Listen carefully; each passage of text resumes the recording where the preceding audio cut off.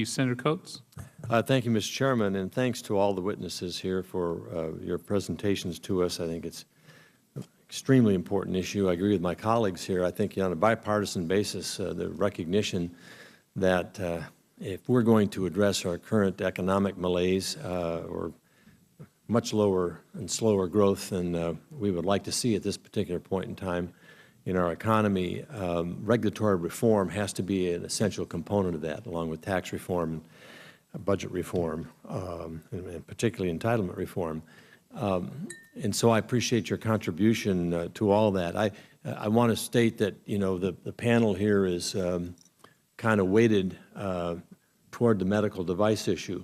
And I enjoy co-chairing that caucus with my colleagues from Minnesota on medical devices.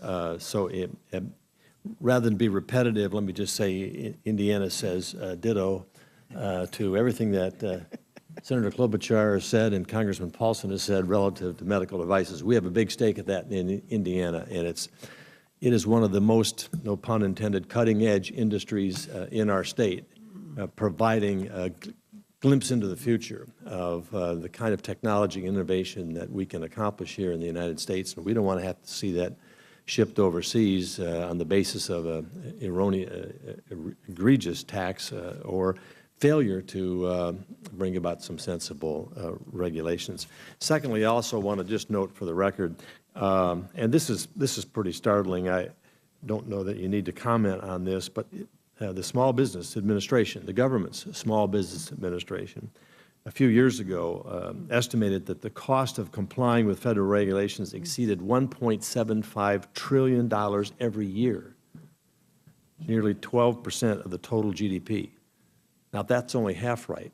We're looking at a staggering cost here. And so the application of impact analysis and sound examination of how we go forward before we regulate is extremely important.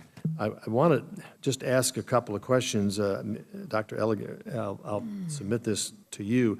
On your, you know, the buzz of the day is the President's announcement yesterday relative to moving forward on climate control initiatives. And this, of course, has a dramatic effect on regulations coming out of the EPA.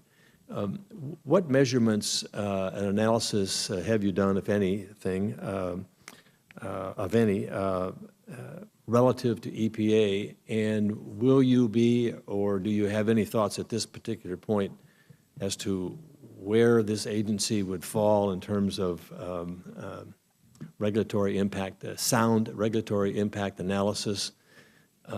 Too often, I think, ideology tends to drive agency regulatory decisions as opposed to sound analysis.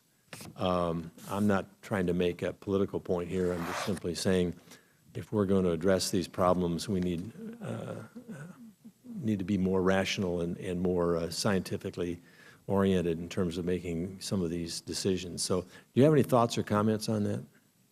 Well, in the regulatory report card, the environmental regulations actually often tend to rank in about the top half. But what that's telling us, since the average is about, the average score is about 50%, what that's telling us is that the EPA, Department of Energy, some of the other entities that issue environmental regulations have made an investment in regulatory impact analysis and are producing documents and are at least, you know, trying to appear to comply, in comparison with some other agencies where you read the regulatory impact analysis and you say, they're not even trying. So sometimes they're some of the better ones, but even the better ones aren't that great. So it's maybe a more complicated answer than, you know, they're great or they're lousy. You know, comparatively, there are some good examples. Yeah, but the best ones still aren't that great. Yeah. Well, this recent announcement by the President that he's going to use the regulatory process to achieve what a lot of us think needed to be legislated, nevertheless, it's going to have enormous impact on energy costs in this country.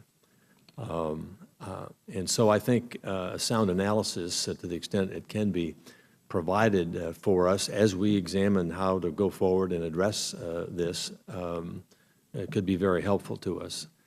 I think the impact of this is going to transcend the impact of a lot of regulations that have come down, and for states that it'll particularly be relevant to different states depending on their the source of energy that they supply to their people.